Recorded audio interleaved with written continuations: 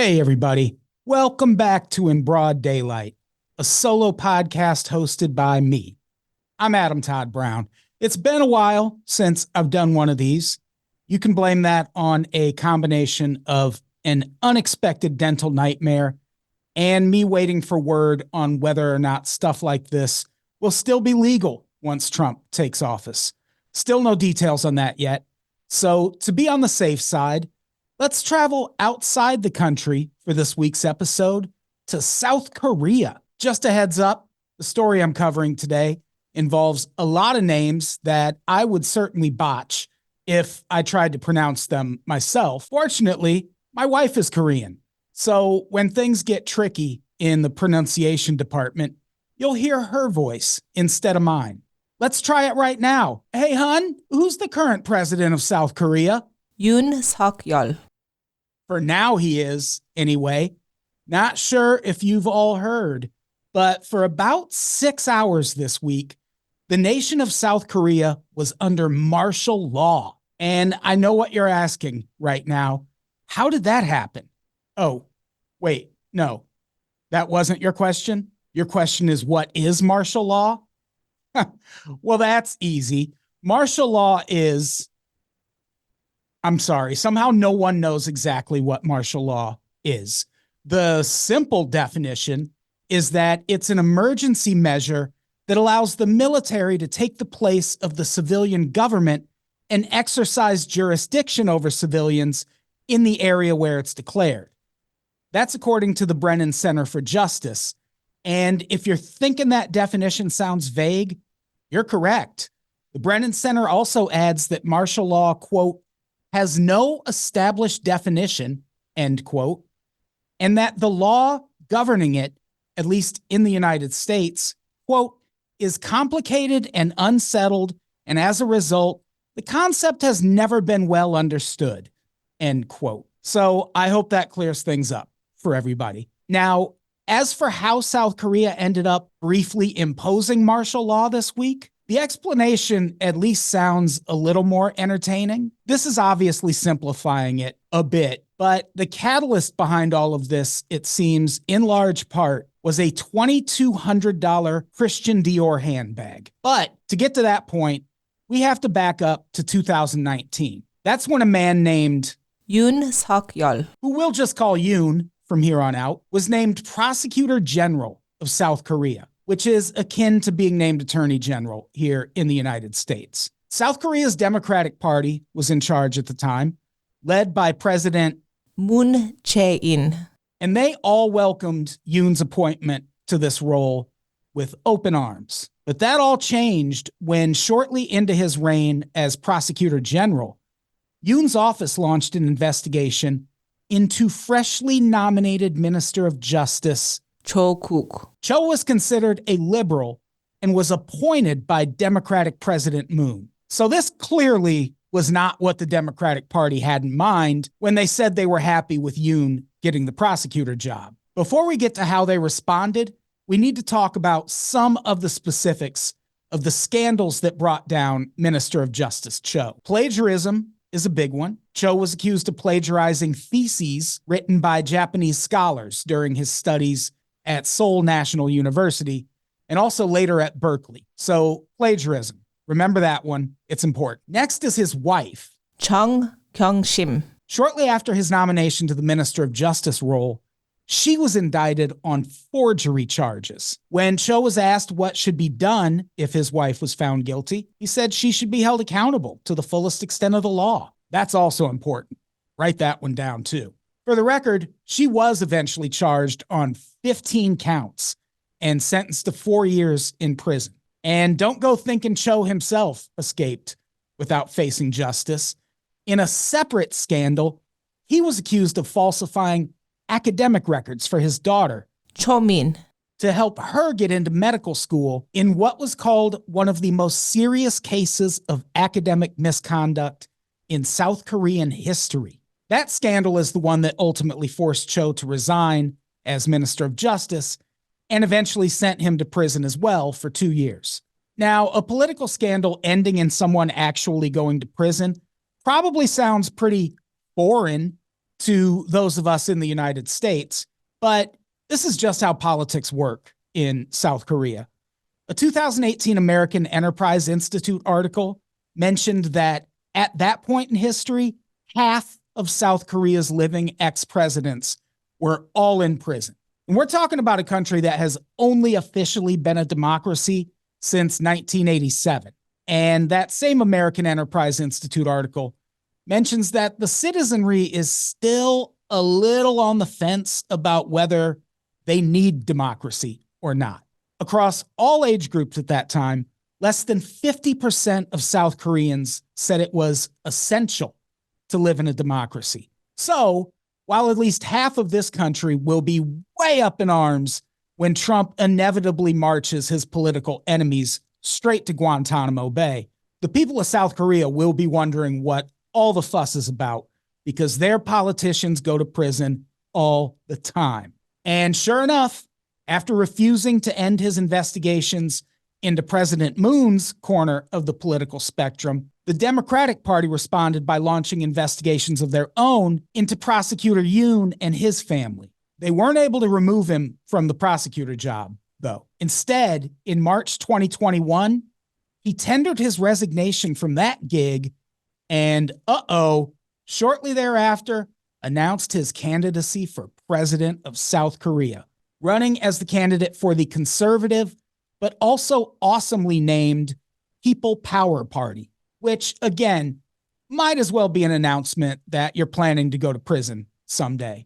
Now, apparently, seeing your elected officials routinely carted off to jail, usually on corruption charges, goes a long way toward making people feel apathetic about going to the polls. By the time he was campaigning, Yoon was embroiled in a bunch of scandals of his own, as was his opponent. So it shouldn't surprise anyone to learn that the 2022 South Korean presidential election was considered so much of a lesser of two evils kind of thing that voters nicknamed it the Squid Game election. Yikes.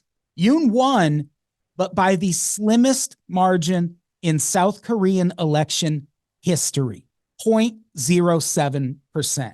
Now, you'll recall when I talked about Yoon's efforts as Prosecutor General to take down Minister of Justice Cho, two of the big allegations against Cho were that he plagiarized a bunch in college and that his wife was guilty of a litany of financial misdeeds.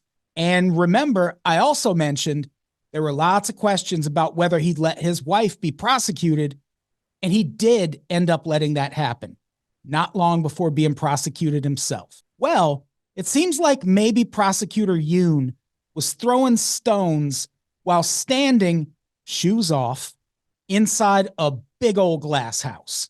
Because the biggest scandal during President Yoon's reign so far has been his wife. Her name is Kim Kon-hee. And she prefers the term president's spouse over first lady. Thank you very much. Folks started looking into her right around the time her husband started looking into Minister of Justice Cho.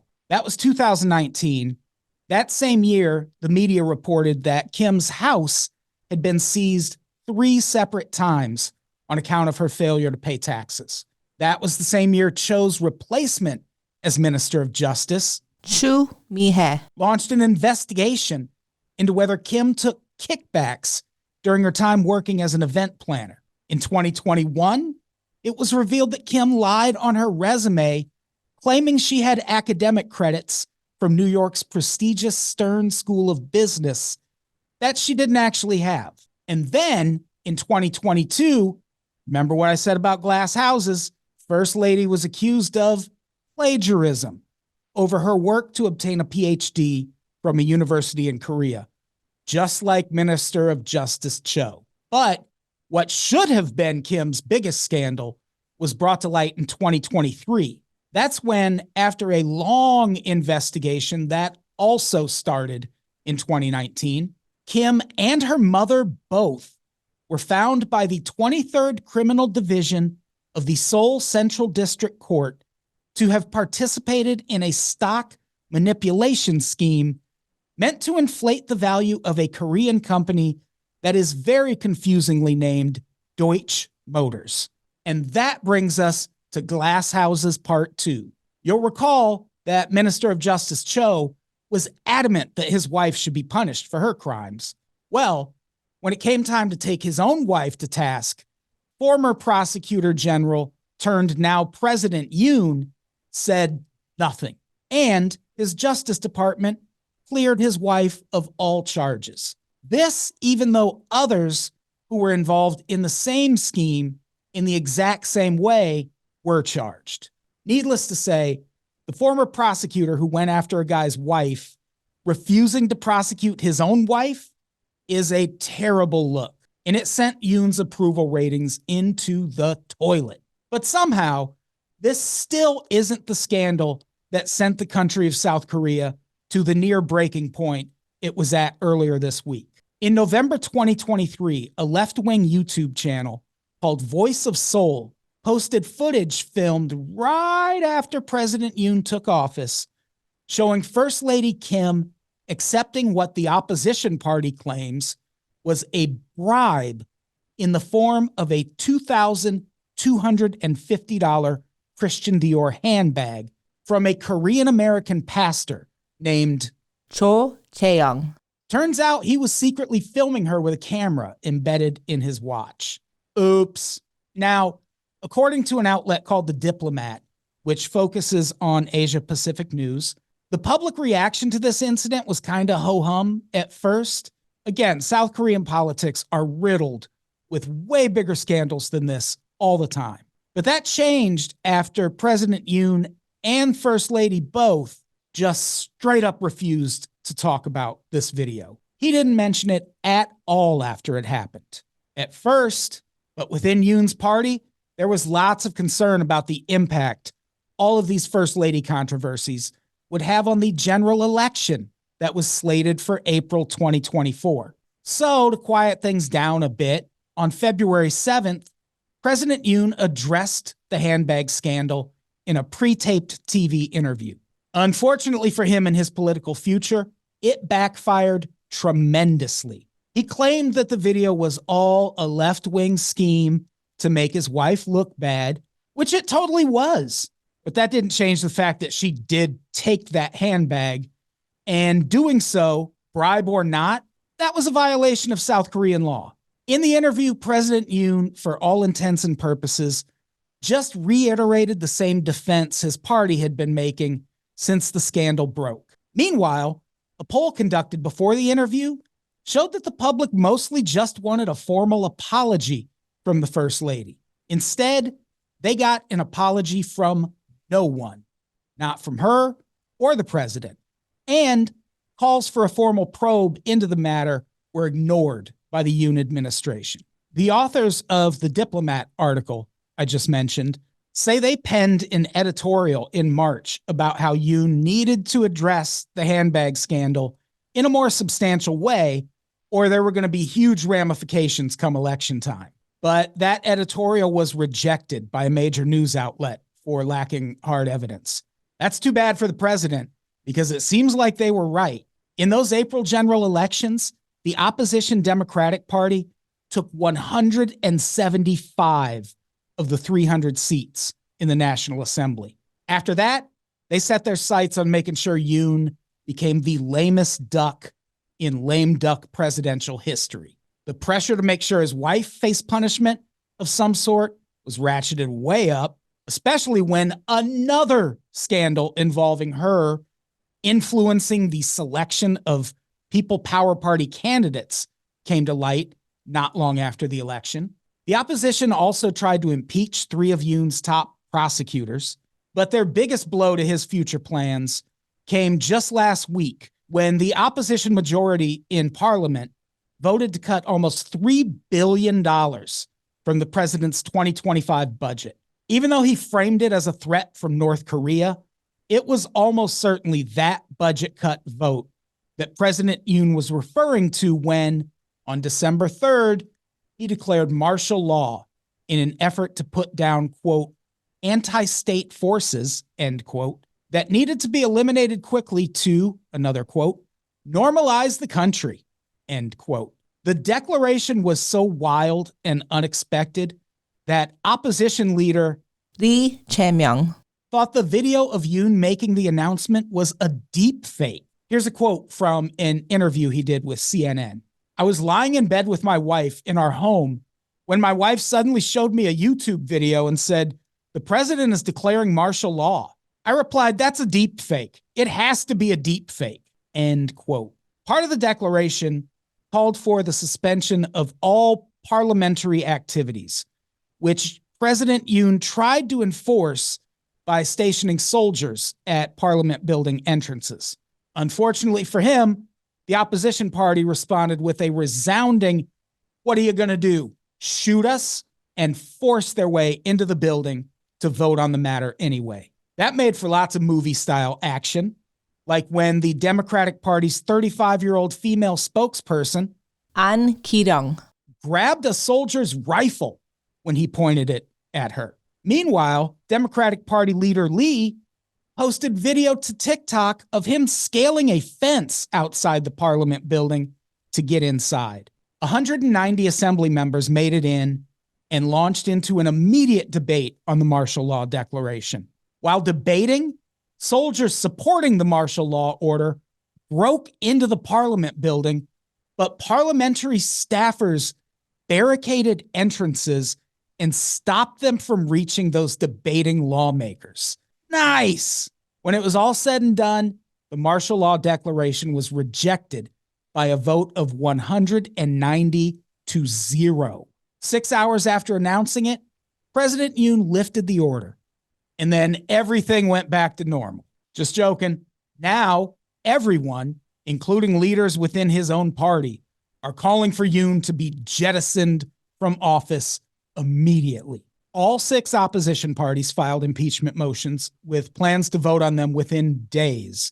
Yoon's entire cabinet and all of his aides have offered to resign, and the leader of the Democratic Party issued a statement saying they are, quote, "deeply sorry to the public," end quote, and that the president must directly and thoroughly explain this tragic situation.